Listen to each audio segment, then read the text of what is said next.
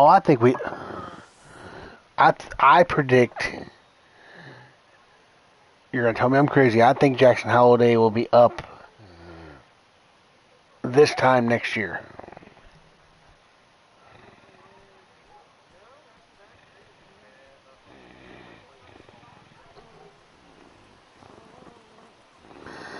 Well, that's bad for the Orioles. Good for my fantasy team.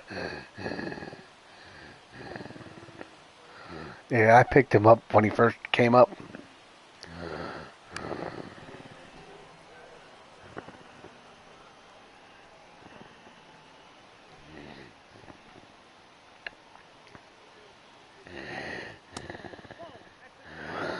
They're not going to get rid of him. He's just going to become like a fourth outfielder.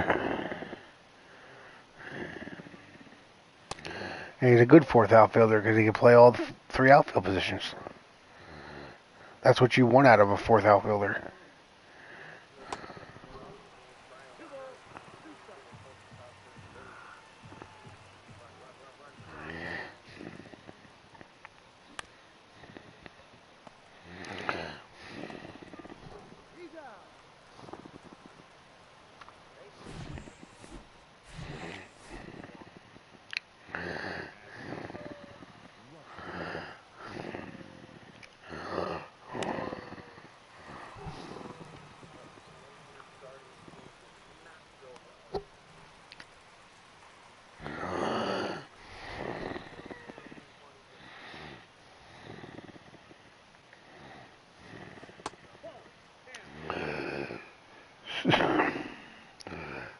So I heard another possible Shane Bieber to Baltimore trade rumor. This one would really piss you off because guess what? This, other than a few of the Orioles' good, second tier minor leaguers, guess what the centerpiece of the deal would be? The guy we got in the Rule 5 draft from Cleveland, Anthony Santander.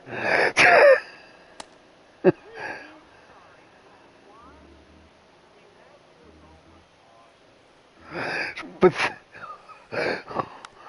but st- but stop and think about this. Now, I mean, I heard there's a possibility of like Cody Mayo and a couple of the other, like I said, the second tier. Not the Jackson Holidays or Heston Kjerstad's, Colton Cowsers or anything. The second tier minor leaguers. But stop and think about that. A Rule 5 pick we got from Cleveland, going back to Cleveland for technically their ace. I mean, that would be great for the. That would reek of irony for the Orioles.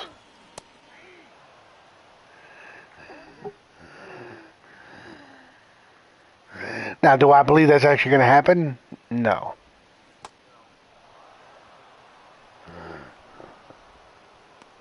I think if it did, you'd have a stroke.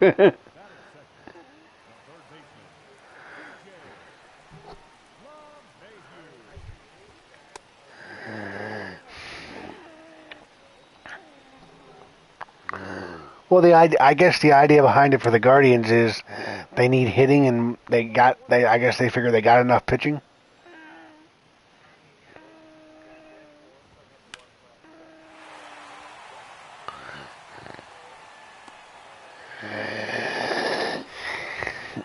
And don't forget Beatty and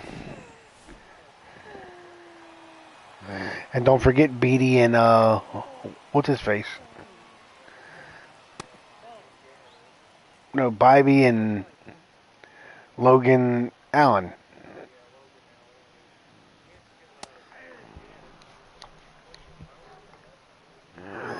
He's a man.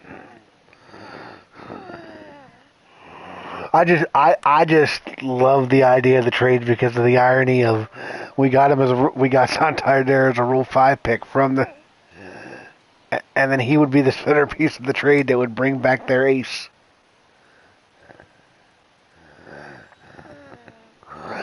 The irony of that would be awesome. From an Orioles standpoint, anyway.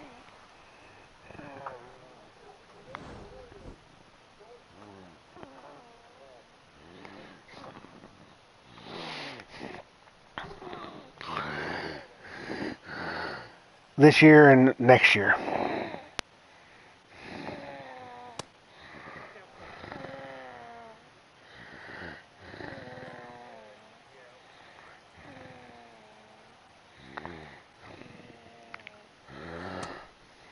Here's the thing: just like when the Orioles traded Manny Machado, if they're going to trade Bieber, they need to do it this year, because if they wait till next year and they only got 1 year, you're not going to get as much back, because you're basically trading for a rental player.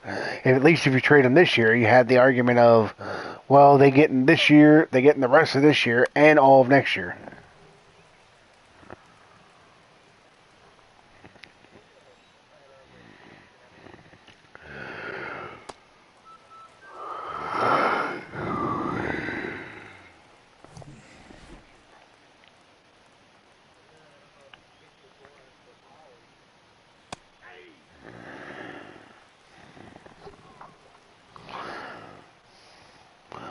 I don't think Sabali's any better than what we already have, though.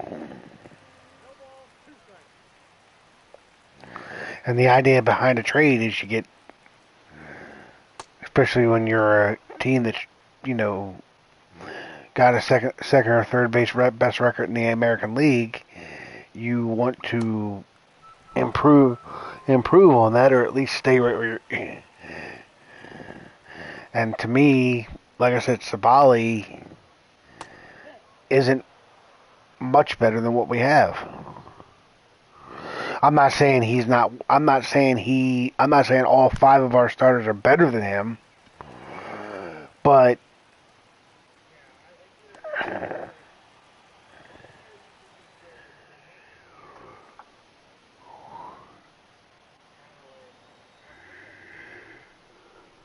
well, because here's the thing: if you traded for Shane Bieber, albeit he's not having a Shane Bieber-like year so far, he's instantly the best starter in our rotation. For as good a year as we're having, I mean, we're also, you know, our starting pitching ERA is not the greatest.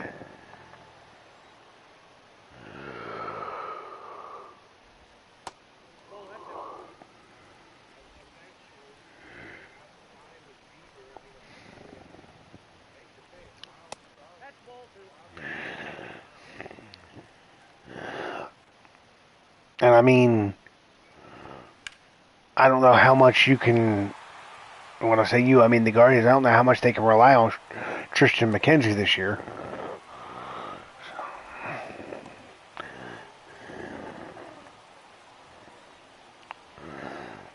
And notice I said this year. I'm not down in the guy for the future. I just, you know, you sometimes get it. Unfortunately, sometimes you have a lost year because of injury.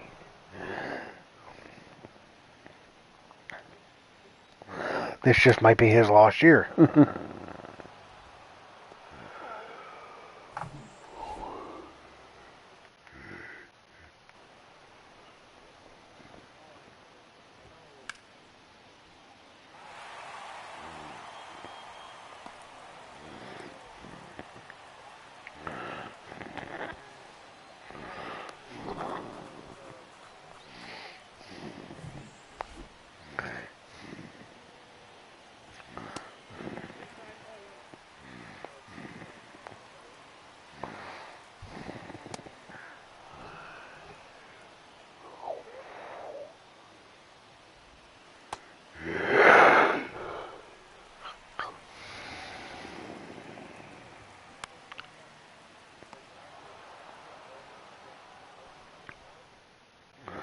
Well, but he's not.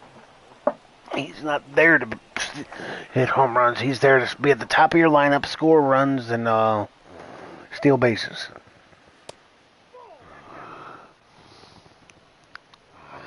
And see, and I mean no disrespect to you when I say this, that's the problem with the mentality of the baseball fan. Oh, he doesn't hit home runs, so he's not worth it. You know, there is more to baseball than putting the ball over the fence.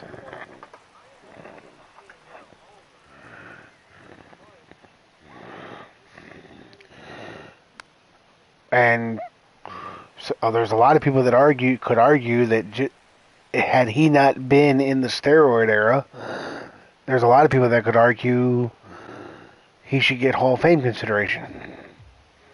I don't know that look, I love, now when I say this, especially since I'm on stream, so if there's any Kenny Lofton fans out there, I am a huge Kenny Lofton fan. But the idea that he is a Hall of Famer is borderline laughable to me. I mean, it's the Hall of Fame. It's not the Hall of the Very Good.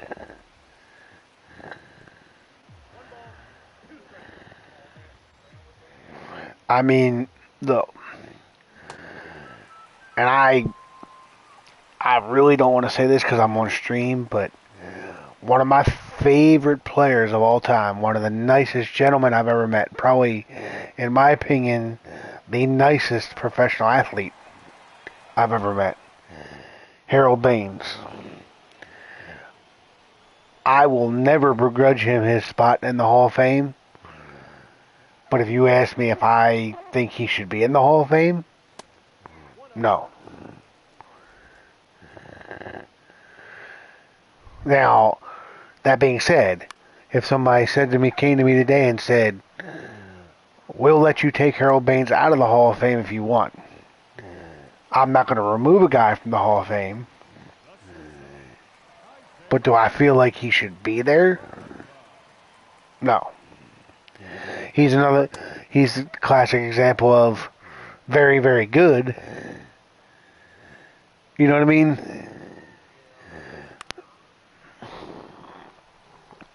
I was torn for the longest time whether Mike Mussina should be in the Hall of Fame. Never won a Cy Young. He had one 20-game season in his entire career, and it was his last season, and he got the 20th win in his very last start.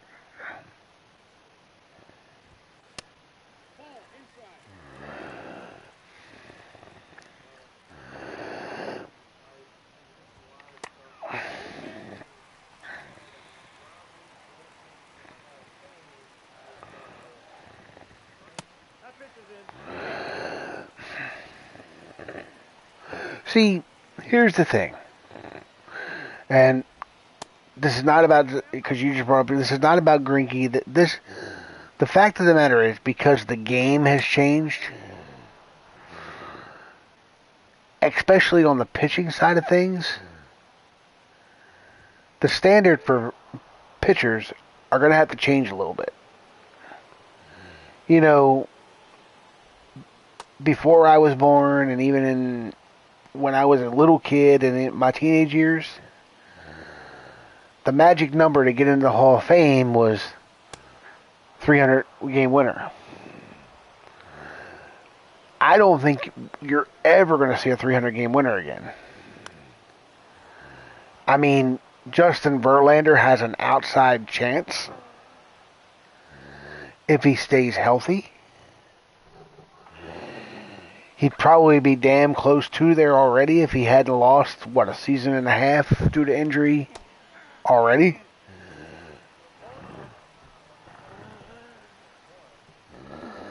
Yeah. But even, I mean, he's what, 38, 39?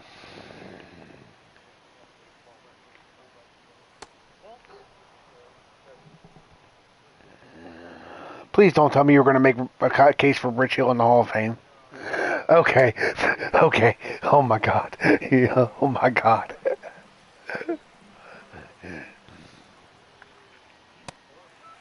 Okay, he's 40, and what? He's got 249 wins? Okay.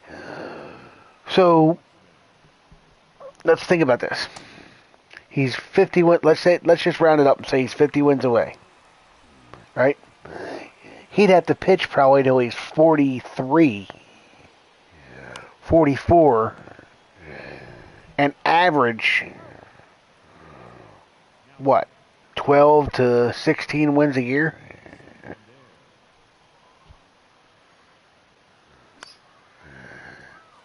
realistically, do you see that happening?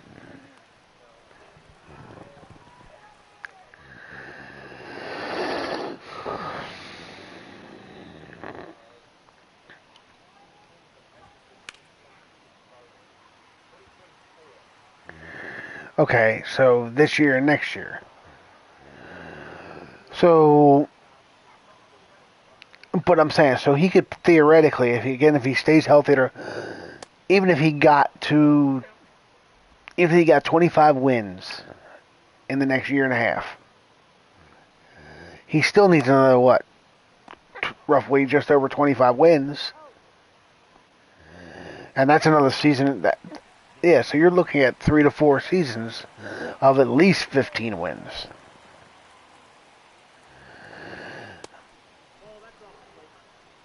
That's why I said I don't think you're going to see another 300 game winner.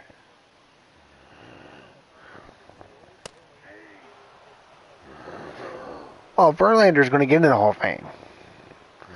The only way he doesn't get in the Hall of Fame is if they hold the whole Astros scandal thing against him. And here's why. And I said this at the time. Here's why they shouldn't hold that against him at all. They had just traded for him. Yes, he was a veteran. What was he supposed to do? Come into the new clubhouse and say, "You guys are cheating. You need to stop," and like he's supposed to rat out his new team? Granted, he's not a rookie. He's a veteran. So he does carry, his voice carries weight. But I mean, what new player is going to go to any new situation and rock the boat like that?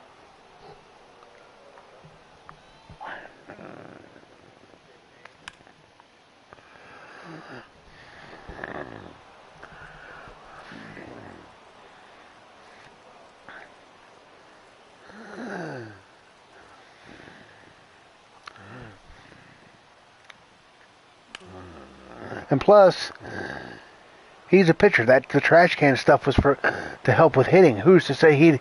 Who's to say? My argument always was the pitchers may not even have known what was going on. Now that being said, they probably did. I'm not going to be stupid and say they did. I believe they did. I'm sure they did, but if you're paying attention around the clubhouse, I mean, it's kind of hard not to.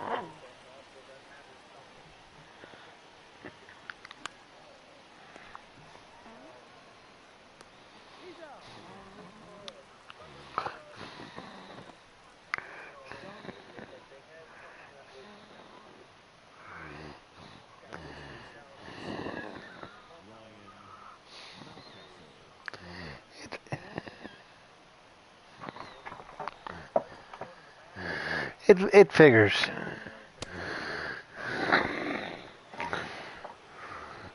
It figures. I don't start Sandy Alcantara because of how bad he's pitched lately. So I don't start him against the Red Sox, and he's going to have a quality start.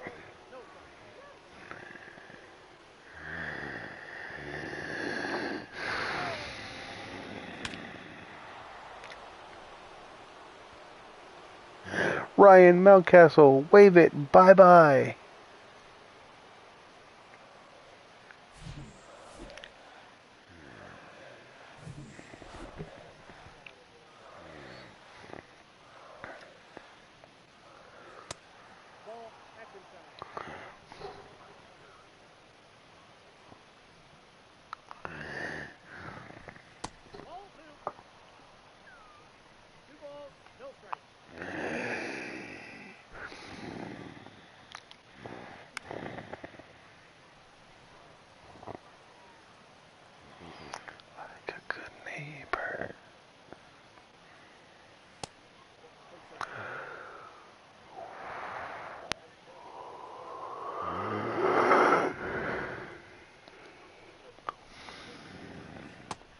What's wrong with Terry Francona?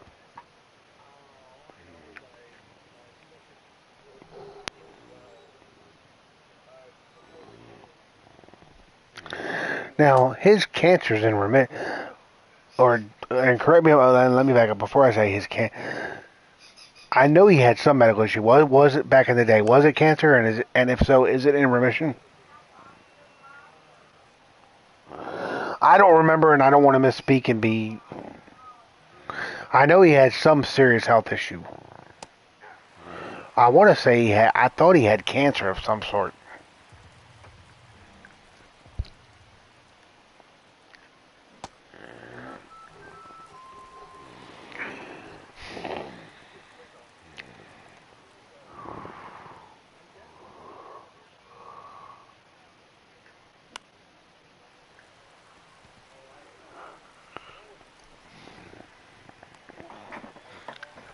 Hold on.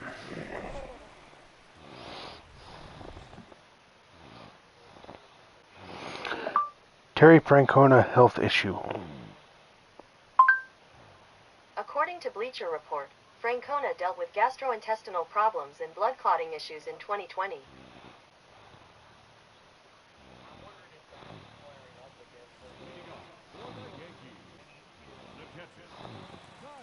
I don't know why. I don't know why I thought it was cancer.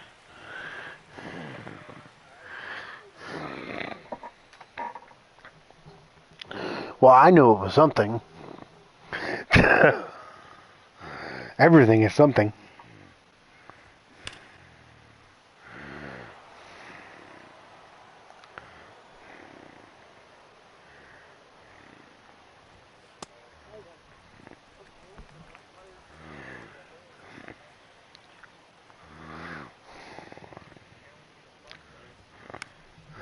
You know, I need the Guardians to score some runs because State has Brady Singer pitching for him tonight.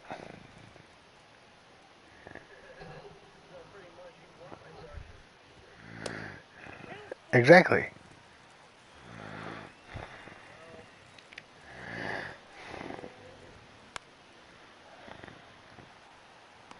I not only want your Guardians to do good, I need your Guardians to do good.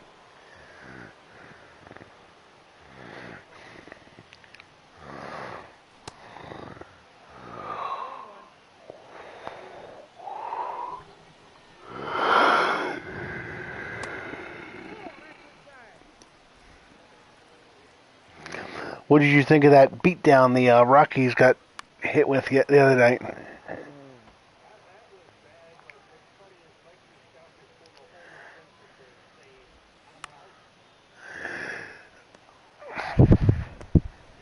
I tried to challenge Amos. I said, I don't think you could lose that bad if you tried. And he said he'd rather win that big.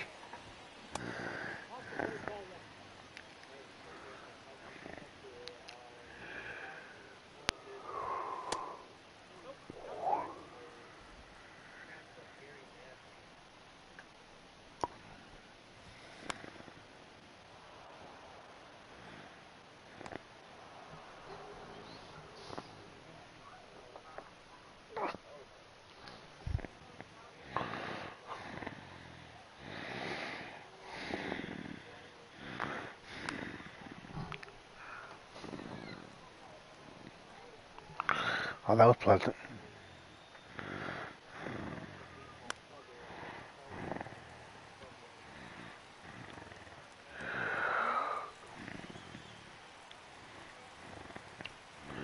Eat fresh.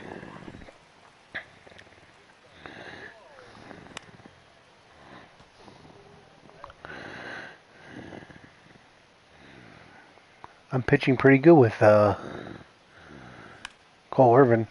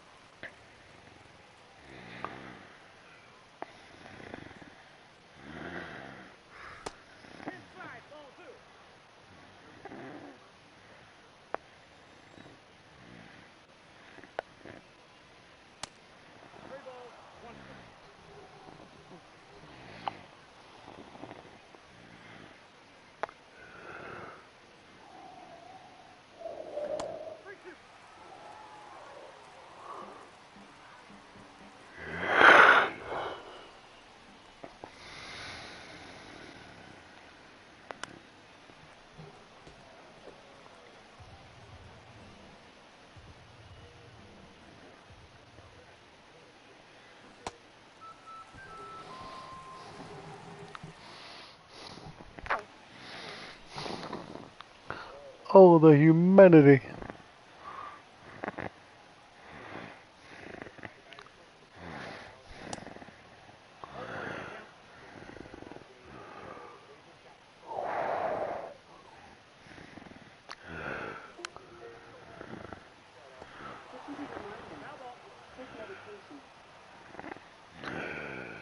Cole Irvin is cruising against the Yankees.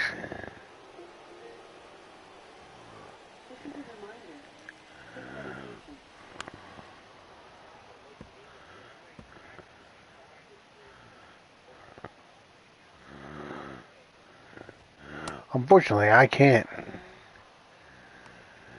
because I'm streaming from console, and unless PlayStation puts out an update, and because the only two options you have are YouTube and Twitch.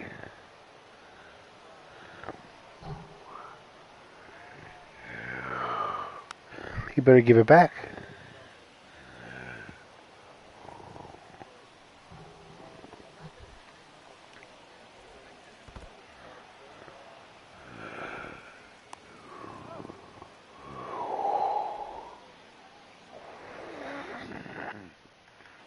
Cole Irvin is dealing.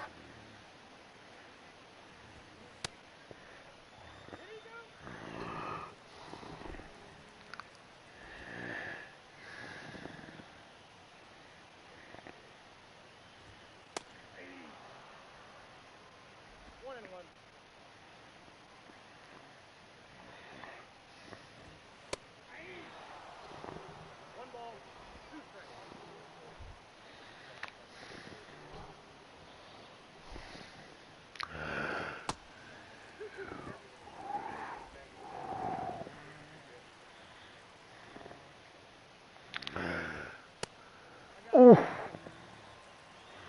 How do you miss that?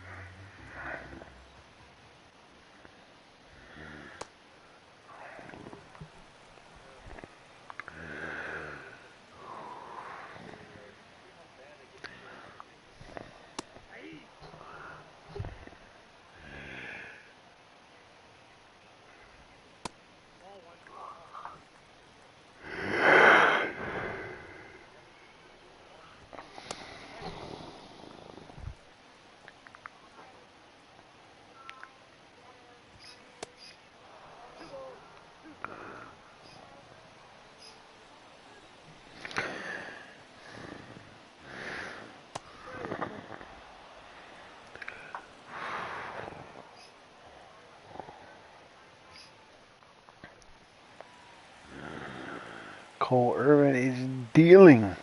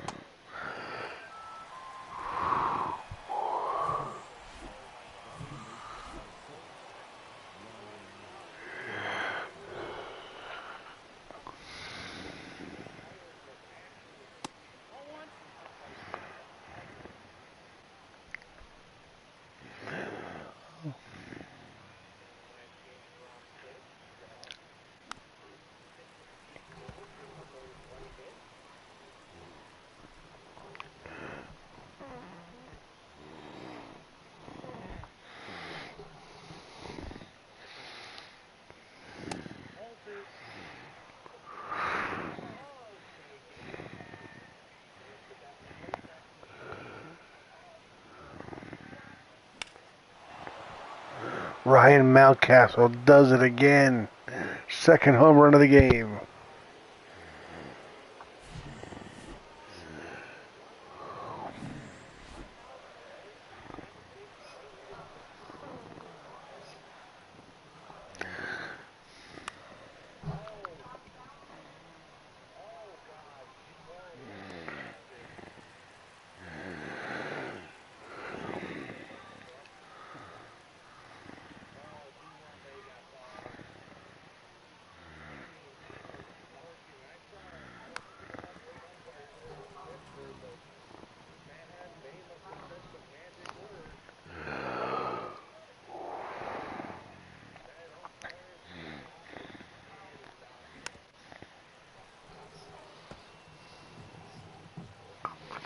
Oh, yeah.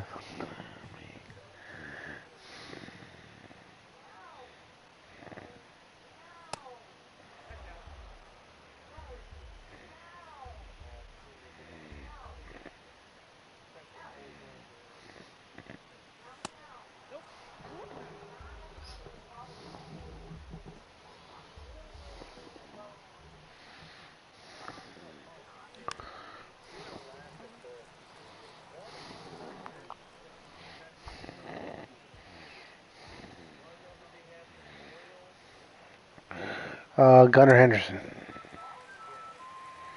There's nothing wrong with that.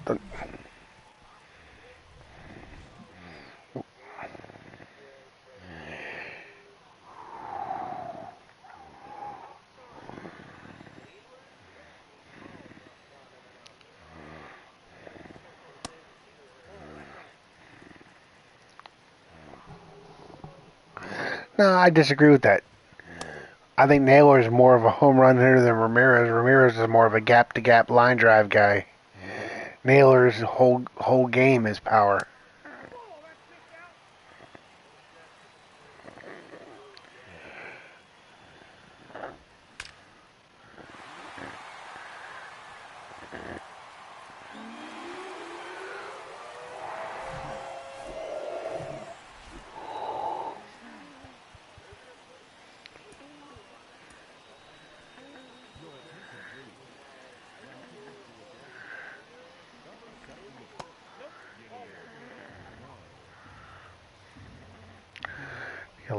Do you like jazz?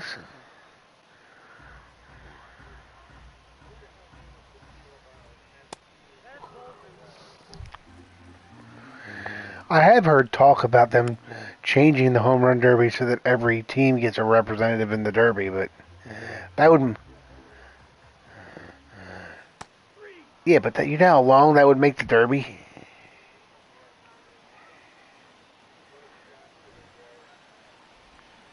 Ellie De La Cruz.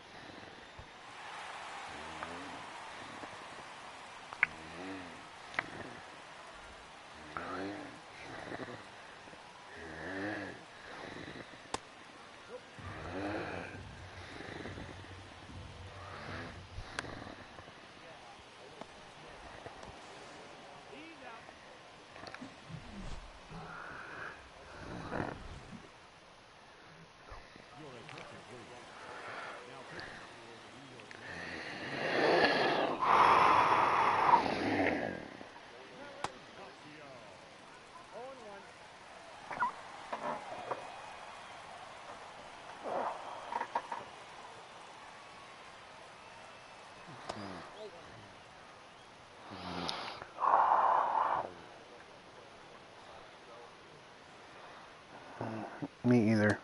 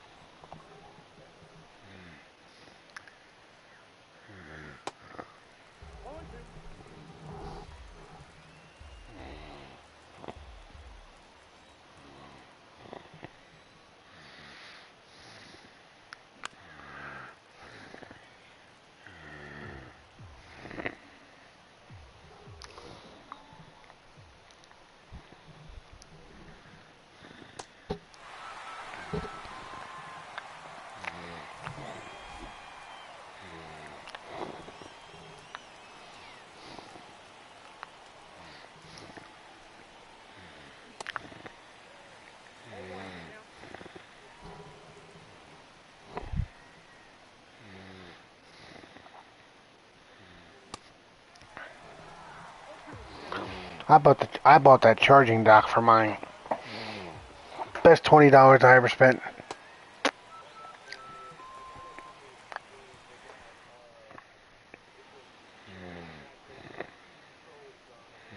Yeah. I bought the one directly from PlayStation.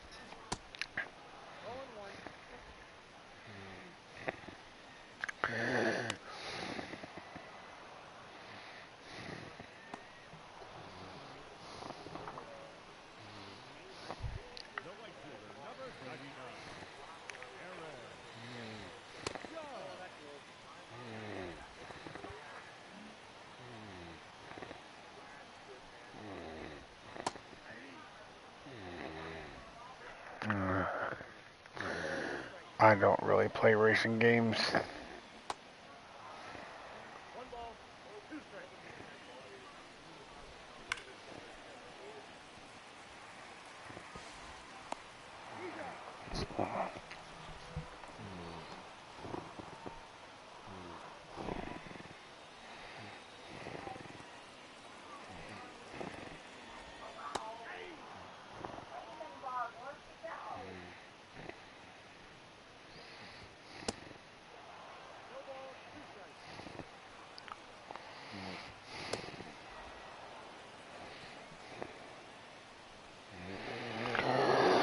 Alright.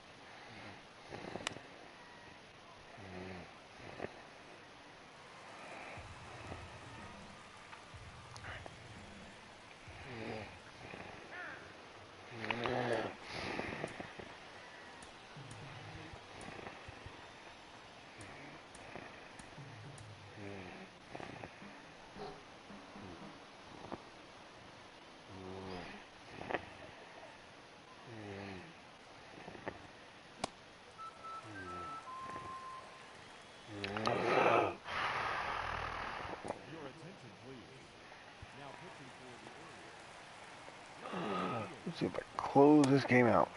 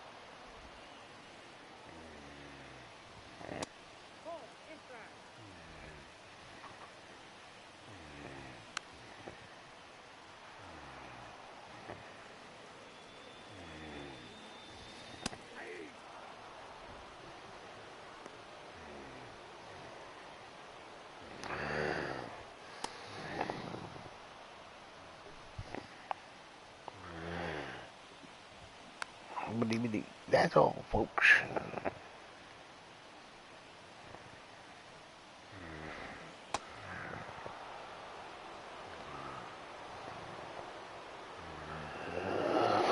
And the Orioles take game 2 of the series and take the series overall. Ryan Mountcastle, 2 home runs, 4 RBIs.